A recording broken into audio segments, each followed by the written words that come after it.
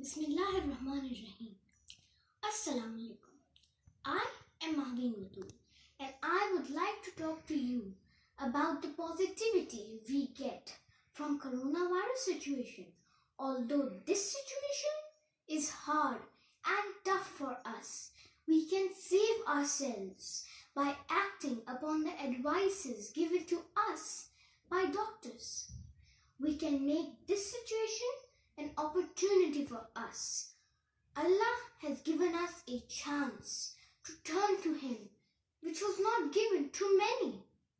We should seek forgiveness from Allah and the people whom we might have hurt.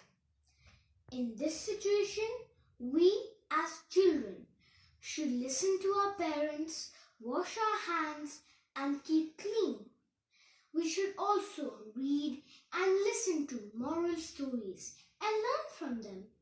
We should learn about our Holy Prophet's life and make a promise to ourselves that we will follow his life. Allah loves us more than 70 mothers, which is the reason He has given us a chance which we should not give away. Thank you.